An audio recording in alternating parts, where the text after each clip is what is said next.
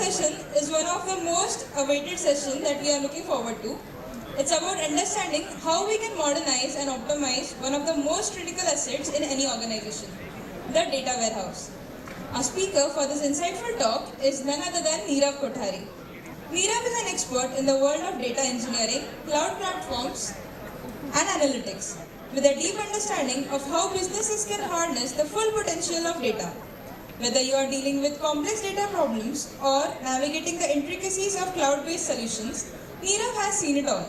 And today, he is here to share his knowledge on modernizing the data warehouse. So put your hands up together for Nirav Kothari.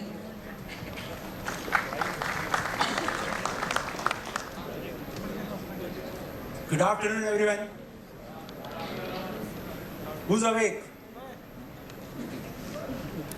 Hardly few. Okay, so I wanted to make a complaint to these guys, organizers, Last year also they called me and they gave me the same slot after lunch. So I've been consistent in taking this slot.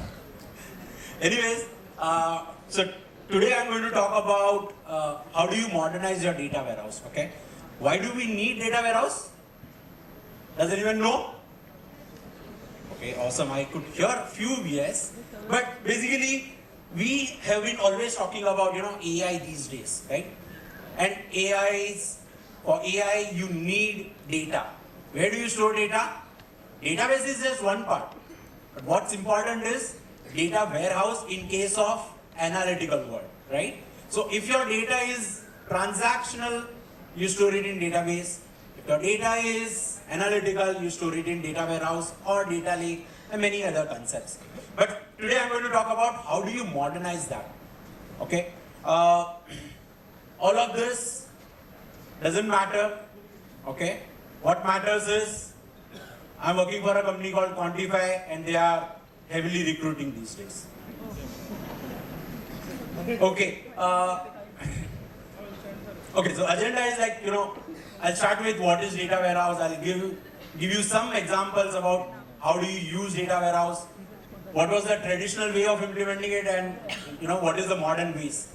And then how do you use Google Cloud? How do you build a data warehouse using Google Cloud, using a service called Google BigQuery? Okay, let me start with this very basic architecture diagram, right? It's not architecture diagram, but just a flow of how you implement your systems. Let's say, everyone, please settle down. Okay, so let's say these days microservices architecture is very popular, right? Which means that you have multiple, you've broken down your monolithic application into multiple small microservices, right? And each of those microservices will have its own database.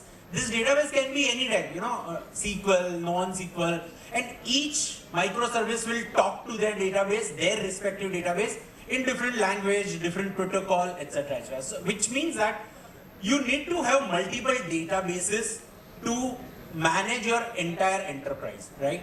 Now, if you are having multiple databases, and if you want to query data, which is, spanning across multiple databases, how do you do it?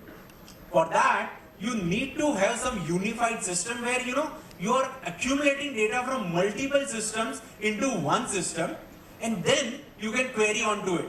And it's not just query, you can build some analytical, applications on top of that. So, first and foremost thing, you need to have one system where you can store all your data together, right? And then, if you want to create, let's say, some dashboards out of it. If your dashboards are going to, or dashboards or report going to hit your database, your transactional systems are also writing to that database. So it's putting a lot of load on the database. And hence, you need one system where, you use one system for all your writing, updation, etc., or your application side. But at the same time, for generating all your reports, dashboards, etc., you use another system. And that's where data warehouse comes into picture. So, how you build is like, you have all your applications they write it to their respective databases, right? And then using something called as ETL tool, you can bring data from all these databases into one data warehouse. So that's the data warehouse, and you need some ETL tool to pull data from multiple systems. And then once you have all your data here, you can create some, reports, you can create some analytics on top of that. All that is possible. So you have opened up a new world of opportunity of, decoupling the system from your original transactional system.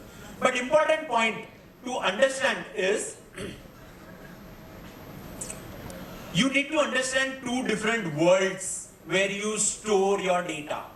OLTP is where all your applications write the data in database. We generally pull data from OLTP world and put it into OLAP world. Now this data warehouse falls under this side, OLAP world, right? But you need to understand these two different, modes of storing your data. You can't say, I'll use database to create my reports. You can't have database to create, some analytics. This you need to understand that. Okay, moving on. Difference, if I ask you, database versus data warehouse, like generally in database you store transactional data, whereas here in data warehouse you store analytical data. The purpose is clear, but the format, the way the system, both these systems store your data is different. So what happens is, in transactional system, the system, a database is built in such a way that, you can continuously write the data, you can update the data, but your reads will be very slow. If you are reading it from that, a large amount of data, it will be slow. When you talk about data warehouse, it is stored, data is stored in such a way that when you fire a query, it will be read in bulk and it will be very fast. So databases store row-wise data, all the row data will be together. Whereas in data warehouse, you store column-wise data, and hence you get good throughput when you are reading the data. But in databases, you get throughput when you are, continuously reading and updating and writing the data. So it's a technological difference between them. So you need to be very cautious when you are choosing, what service to use when I'm storing my data. Why do I need to invest in data warehouse? Very important question. I mean, we are engineer. We will say that, we want to implement database or data warehouse. But why? Business people will ask you this question, right? And basically, if you think from business perspective, let's say if you are pulling data from multiple systems and storing it in one place, that enables a lot of opportunity. I will get a 360-degree view of my business. I can pull data from sales system, maybe from HR system, maybe from marketing, accounts. From all these systems, I will pull the data and store it into one data warehouse. So I'm getting a 360-degree view of my entire business. And then on top of that, I can build analytics, some dashboards, some reports. So that becomes my one single point of system from which I can do all my business analysis. And hence, that gives me an advantage of, reduced time to insights. If I want to generate any insights, I can quickly do it because there's only one system that I have to consult. I don't have to go and connect to multiple systems. Moving on.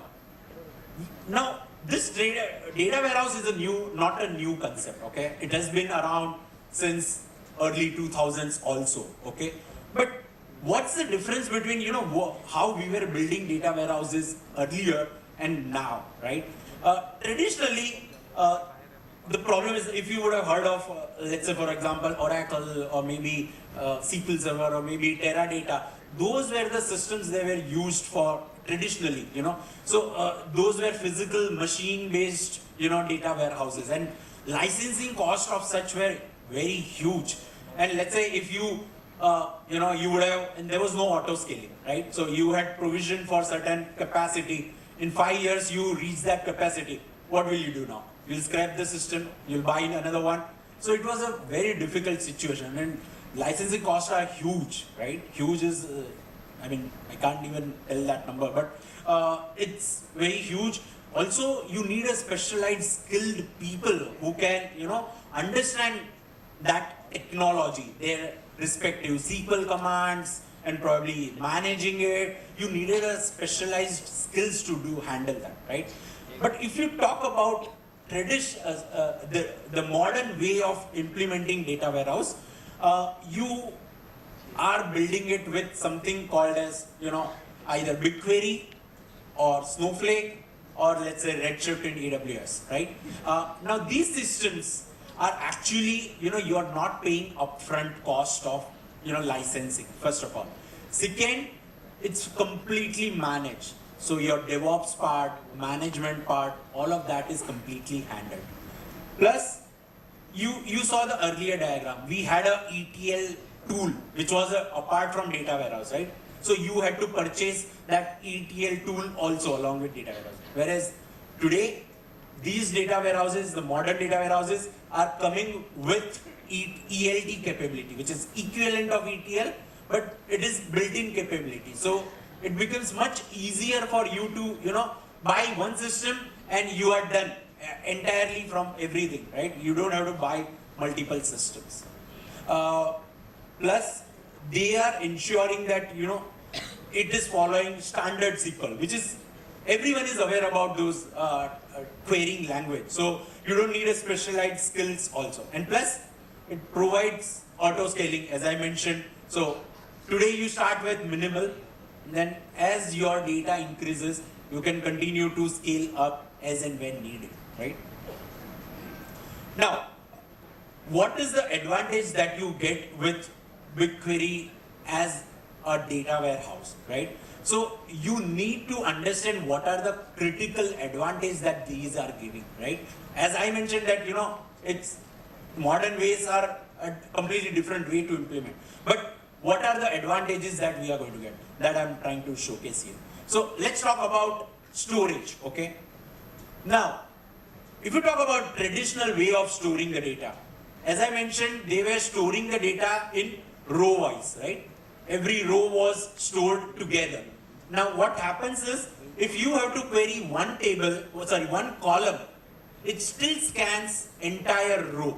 And hence, the amount of data being scanned is too much high, right? Whereas in case of BigQuery, your data is stored in columnar fashion. So if I'm particularly interested in this column, I'll be saying, select star, whatever the column name is. Sorry, not select star, but select whatever column name is from so-and-so table. And hence it will scan only this data. So if I'm reducing the amount of data being scanned, my cost also reduces, my efficiency also increases. So my response time also increases, right? Second, when you store any data in BigQuery, some basic advantage that you get is like, every data will be, replicated across zones. At the same time, it will be encrypted.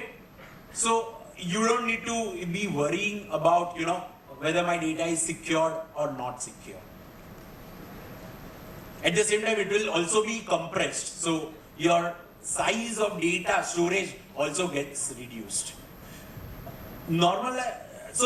When you talk about databases, generally you store data in normalized fashion, right?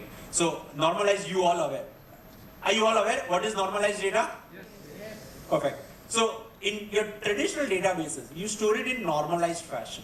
So you can reduce your storage size, but when you want to query that data, it will take more time to query that data because it has to join the tables, right?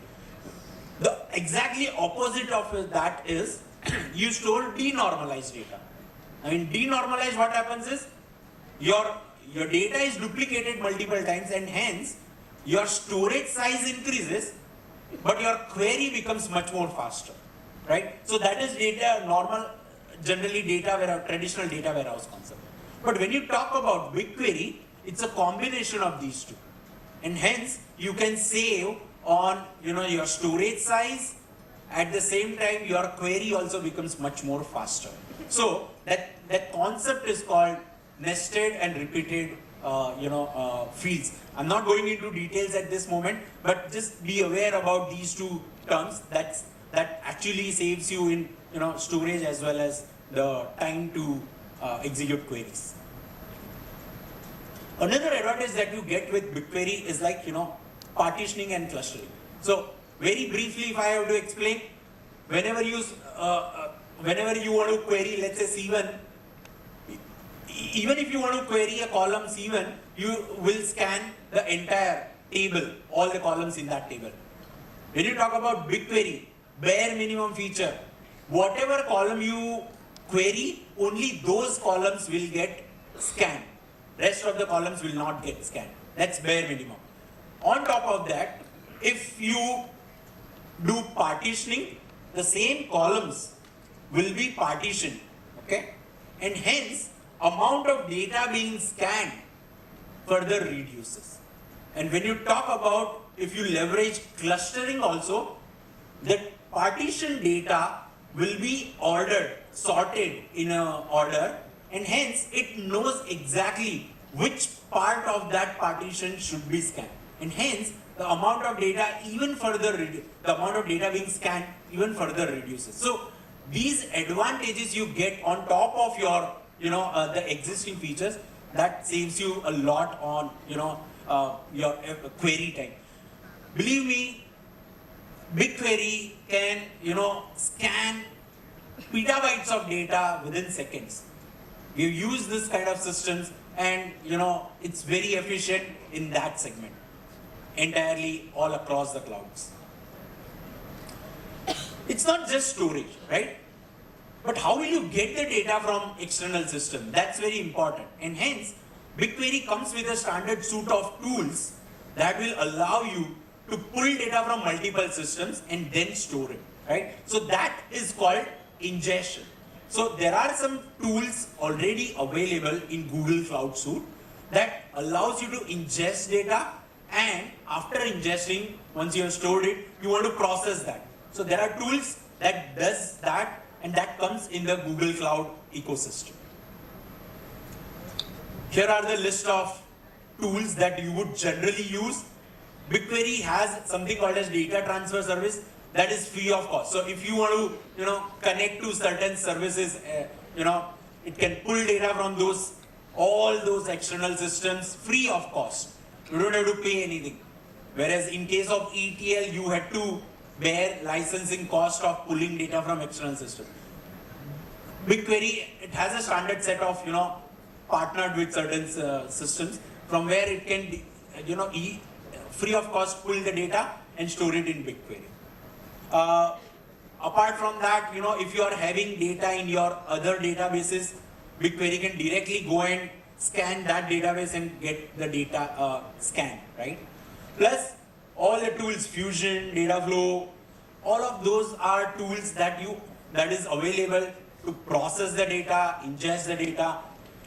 Let's say if your data is already available in AWS, okay, or let's say Azure, and you want to process that data using BigQuery, how will you do it? Will you transfer the data from AWS to Google Cloud and then process it? No.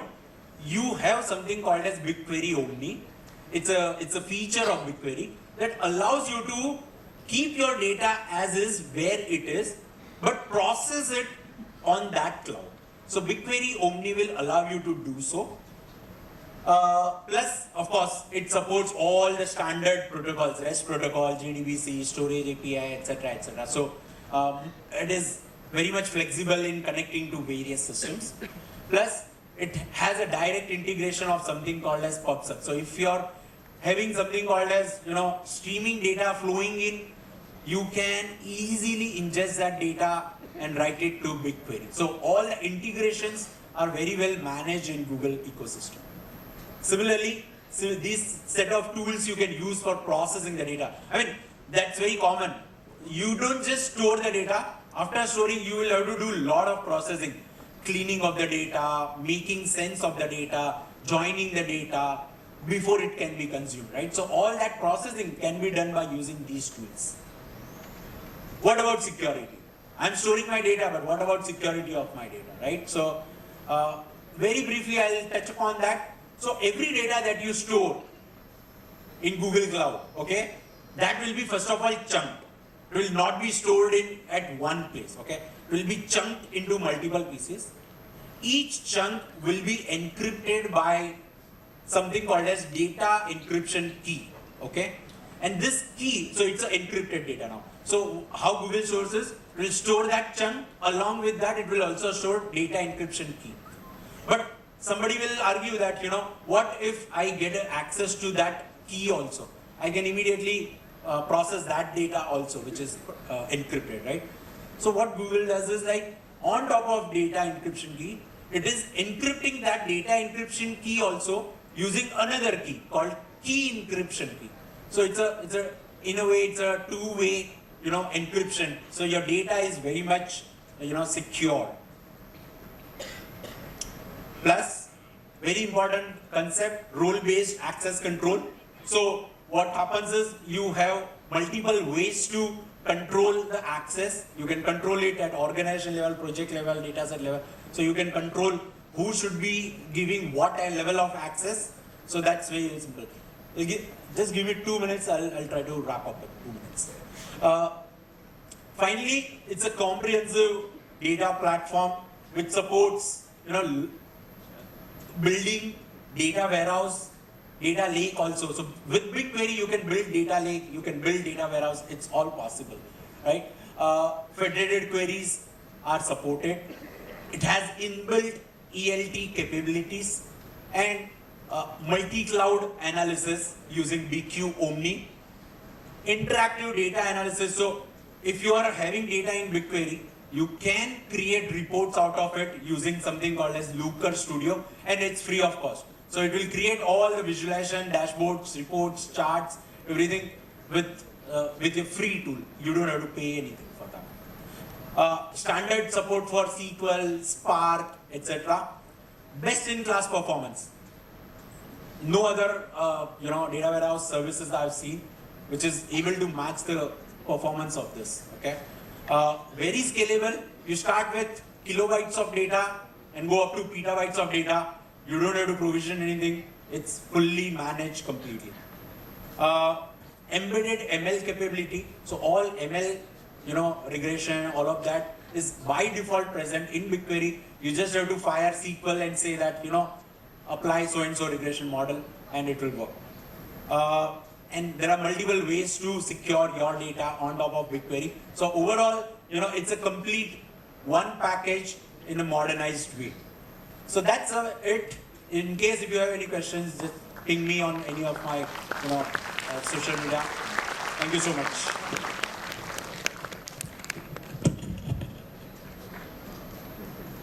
Thanks so much, Nirav, for that awesome talk on modernizing data warehouses. Your insight on building and updating data platforms was super helpful.